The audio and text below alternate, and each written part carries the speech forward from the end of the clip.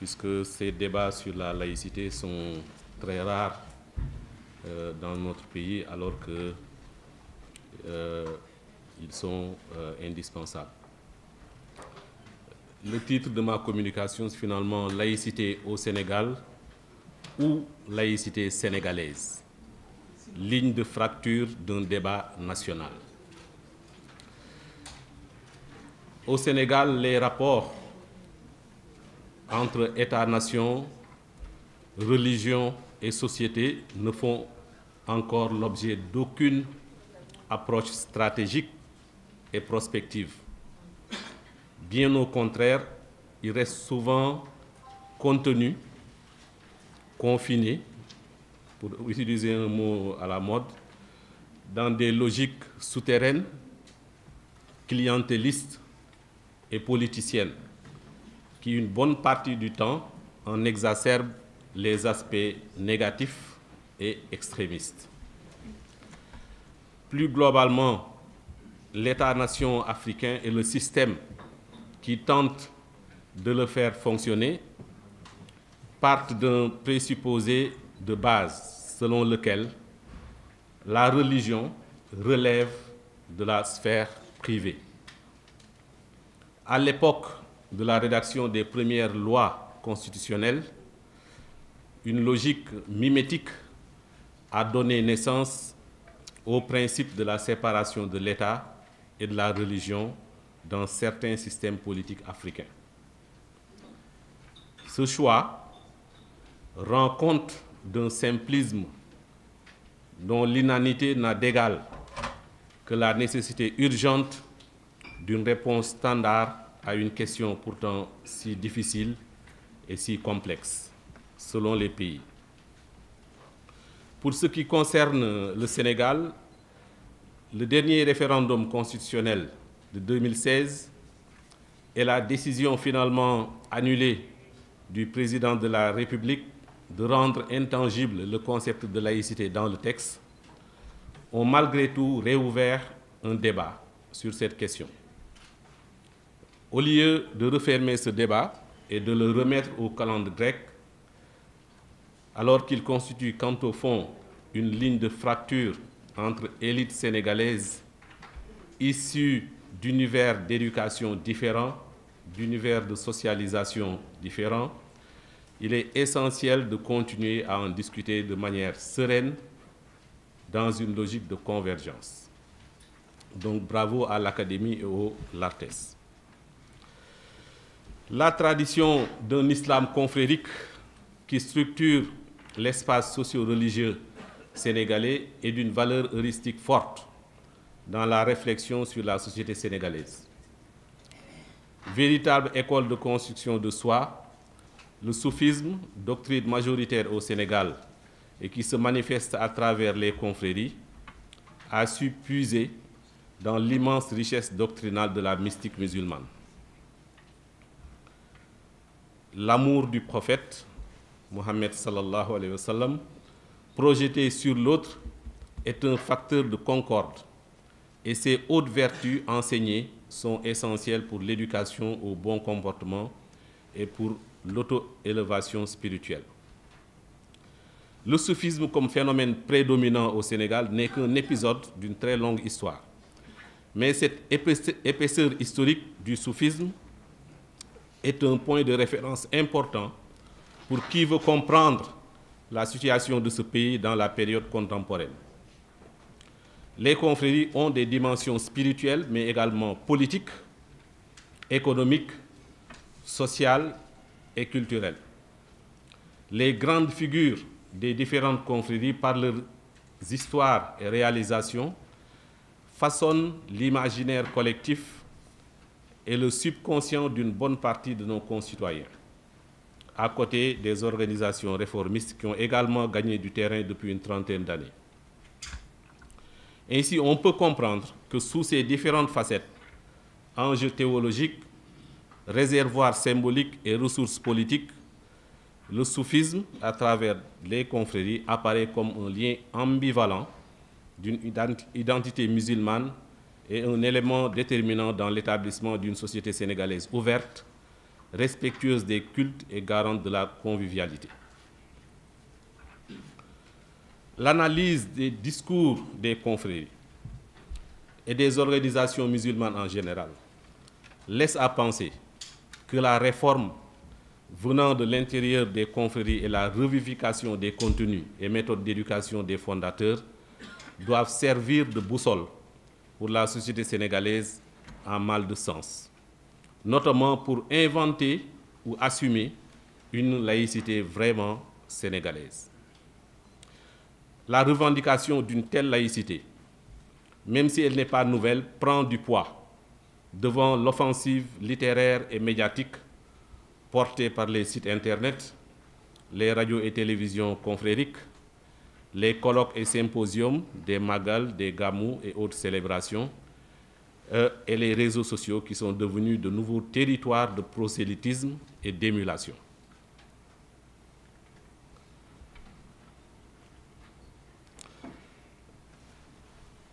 Comme la notion de laïcité, celle de république, de démocratie, de droits de l'homme sont re-questionnées au Sénégal plus ou moins explicitement par de larges parts de la société depuis quelques années. Ces notions sont rabâchées depuis l'indépendance au nez et à la barbe de la plupart des Sénégalais, dont 80% ne parlent pas la langue utilisée pour les conceptualiser et les institutions pour les mettre en œuvre. Et le contenu n'est pas expliqué et souvent ne fait pas sens pour eux parce qu'assis sur une historiographie qui leur appartient. La laïcité et donc certains droits de l'homme sont notamment regardés comme des corps étrangers provenant d'historiographie éloignée des nôtres et surtout imposés par le package de la colonie et de la post-colonie, mission hypocritement civilisatrice et durablement hégémonique par ses leviers idéologiques, économiques, éducationnels, communicationnels, etc.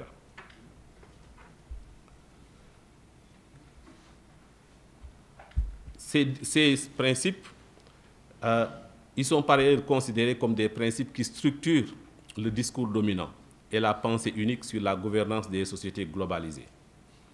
Toute une autre frange de la société considère par contre ces principes comme immuables et comme adaptés à la configuration institutionnelle et politique en l'état.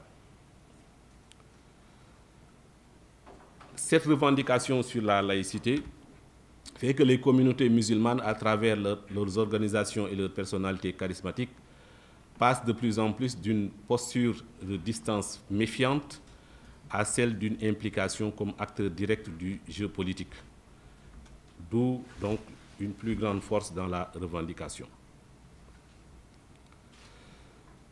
La laïcité, comme on l'a entendu ce matin, est donc finalement un débat partout, sur tous les continents et dans la plupart des pays du monde, en lien avec le choix de société des peuples dans un contexte de globalisation porteuse d'uniformisation, de prêt-à-penser et à consommer, de systèmes de gouvernance selon un modèle, la démocratie, de systèmes de production et d'échange basés sur l'injustice et la domination.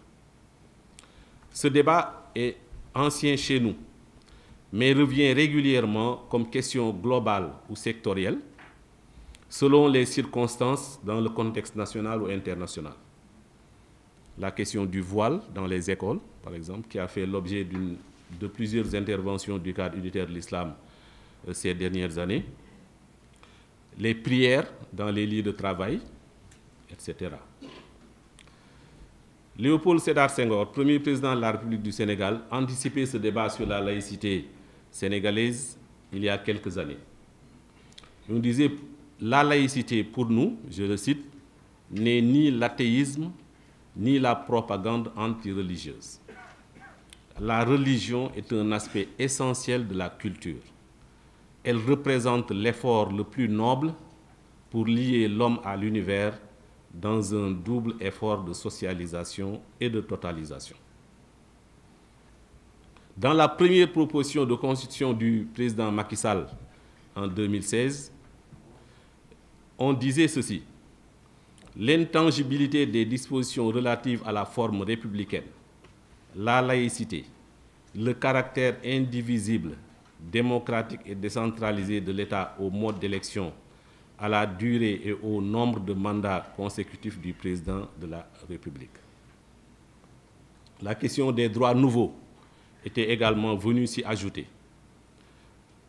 Au Sénégal, donc, le besoin exprimé par l'État de s'allier au pouvoir religieux pour se légitimer et se reproduire rend compte d'une greffe mal prise sur la société sénégalaise.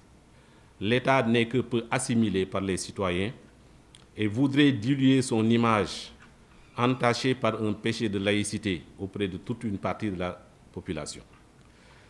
Cette laïcité au Sénégal, certains diraient cette laïcité française au Sénégal, fonctionne comme un paradoxe. Le substrat historique et culturel qui la fonde n'a aucun lien avec les réalités sociales. Pourtant, dans le contexte de l'islam confrérique sénégalais, certains la considèrent comme une garantie de stabilité et considèrent que la participation des marabouts dans la vie politique n'est pas contraire au principe de la laïcité. Mais ce n'est pas un vain concept, la laïcité sénégalaise, dont je veux parler ici. Elle s'exprime quotidiennement et structurellement dans les capitales des confréries, les Magal et les Gamou, qui sont des lieux moments où la relation État-force religieuse s'exprime le mieux, à travers notamment leur modernisation et leur prise en charge financière par l'État.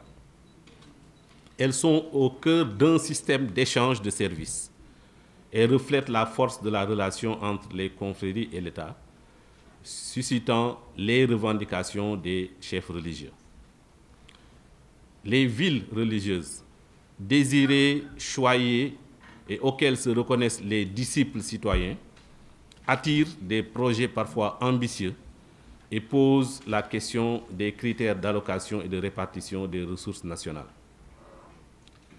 Contrairement au présupposé que la laïcité date de l'époque coloniale ou de l'indépendance, la laïcité sénégalaise est d'abord sociale et est plus que millénaire. Autorités politiques et religieuses ont entretenu, dans beaucoup de cas, des relations et alliances basées sur des compromis ou se traduisant par des liens matrimoniaux, moraux, des faveurs foncières, etc. Ce débat donc national sur la laïcité sénégalaise est clivant et cristallise des frustrations qui constituent des lignes de rupture possibles de la société sénégalaise.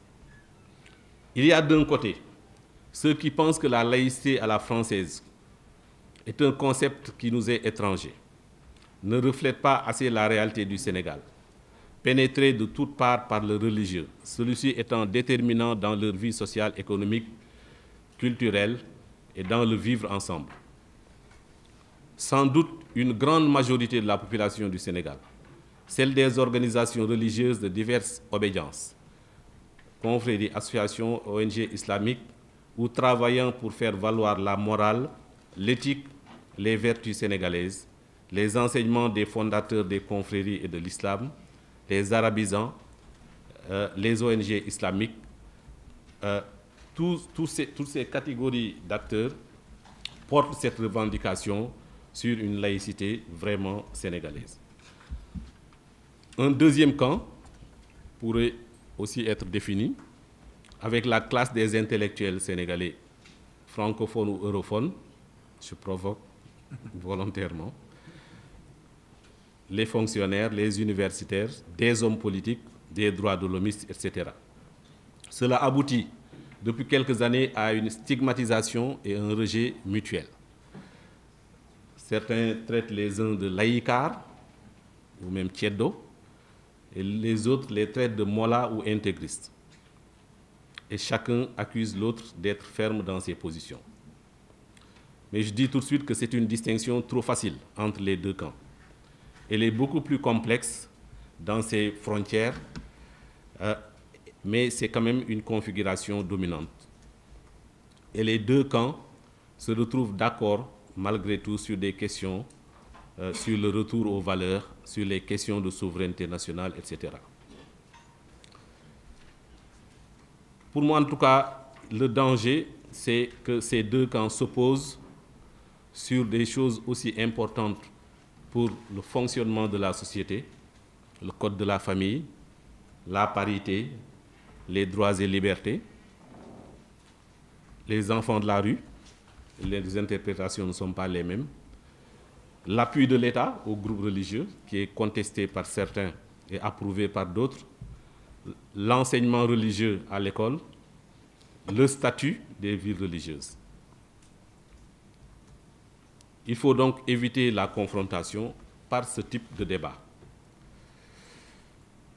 J'ai retrouvé une note élaborée par la Jamaat Ibadur Rahman, qui est une organisation religieuse bien représentée en dehors des confréries, et qui, durant les Assises nationales en 2009, proposait une analyse sur cette question. La Jamaat Ibadur Rahman a attiré l'attention et affirmé avec force que le projet porté par les Assises nationales de refondation de la nation sénégalaise que nous voulons proposer au peuple serait mal parti si nous adoptons la laïcité comme disposition intangible de la Constitution. Elle se disait préoccupée, autant ou même plus que les rédacteurs de ce rapport provisoire, par la possible rupture de l'équilibre des relations entre les confessions religieuses, entre les confessions et confréries religieuses et entre l'État et les confessions religieuses. Et il semble que la nécessité de proclamer une république laïque au Sénégal n'a été nullement exprimée par les populations. Il cite « Pourquoi donc, à l'arrivée, la laïcité s'impose par la volonté d'on ne sait qui, comme une disposition intangible, et prend ainsi une place d'honneur dans un rapport qui devait préparer les propositions des Assises nationales, censé être le recueil des consensus de notre nation. » Et la Jamaatu Ibadur Rahman ajoutait « Au contraire, c'est d'un renforcement raisonné des institutions religieuses dont le Sénégal a besoin pour promouvoir l'éthique et la responsabilité au niveau de ses citoyens croyants, afin d'assainir à l'avenir les relations entre les pouvoirs politiques et religieux. » Je ferme les guillemets. La réponse des Assises était celle-ci. Elle a proposé une définition de la laïcité à inscrire dans la nouvelle constitution du Sénégal. Elle disait « La laïcité de l'État au Sénégal signifie, au plan constitutionnel, que le pouvoir temporel doit s'abstenir d'intervenir dans le fonctionnement des institutions à vocation spirituelle, qui, à leur tour, ne doivent pas exercer leur emprise sur les pouvoirs politiques, civils et administratifs. Les institutions de la République ne peuvent être caractérisées dans leur expression par une religion, une secte ou une confrérie. Les représentants des institutions sont tenus, dans l'exercice de leurs fonctions, de s'abstenir de marquer leur préférence ou leur rejet d'une religion, d'une secte ou d'une confrérie. Elle ajoutait que la laïcité implique le devoir de garantir la liberté de conscience et le droit d'exprimer ses convictions. Il ne doit y avoir ni privilège ni discrimination découlant d'une appartenance ou d'une non-appartenance à une confrérie ou confession. Cependant, il est à noter que l'application de la liberté de conscience doit concerner les espaces publics et privés, les espaces sociopolitiques et religieux. En effet, il est crucial aujourd'hui d'apporter des solutions durables à la question de l'occupation des espaces publics et des pollutions de diverses natures causées par l'expression ostentatoire et anarchique de la liberté religieuse telle que les Sénégalais la vivent au quotidien avec son corollaire de conflits latents. Deuxième principe, la neutralité, qui signifie qu'il n'y a pas de hiérarchie de traitement entre les croyances ou entre croyances et non-croyances. L'État n'est pas indifférent envers les communautés religieuses ou non-croyantes et est tenu d'observer un traitement équitable à leur égard. Les actions de l'État doivent se faire au profit de toutes les communautés religieuses, Le troisième principe, c'est la solidarité, à travers le devoir de l'État d'assister toutes les institutions religieuses de manière transparente dans leurs entreprises de socialisation et d'éducation, sans discrimination aucune dans des conditions à déterminer par la loi. Il est ainsi proposé que la Constitution se limite à proclamer le principe de la laïcité de l'État, avec un renvoi à une loi organique pour ses modalités de mise en œuvre, notamment le contenu qu'il convient de lui donner, l'aménagement pratique des rapports entre le pouvoir temporel et les institutions à vocation spirituelle, et le cas échéant, les sanctions des dérives. Finalement, il y a un accord possible sur le contenu de la laïcité sénégalaise, mais pas sur le concept de laïcité lui-même. En réalité, dès qu'on l'a traduit par exemple par Tëddee Njaaxaanaay en Wolof ou Ndey Ji Seex en Wolof, cela fait consensus. Dans tous les cas, ces questions sont fondamentales et doivent trouver des réponses adéquates dans ce débat qui doit impliquer les hommes politiques de diverses obédiences, les acteurs religieux, les membres de la société civile, les chercheurs et universitaires et les citoyens. Le rapport du politique et du religieux au Sénégal, en dépit d'une longue tradition scientifique qu'il a abordée sur le mode du frontal et du dichotomique, semble désormais davantage converger vers une dynamique d'entremêlement et d'invention d'un nouveau deal. La question de la laïcité pose plus que jamais l'opportunité d'un débat national sur le projet de société que nous voulons porter pour l'avenir et le projet de civilisation auquel nous devons appartenir. Je vous remercie de votre attention.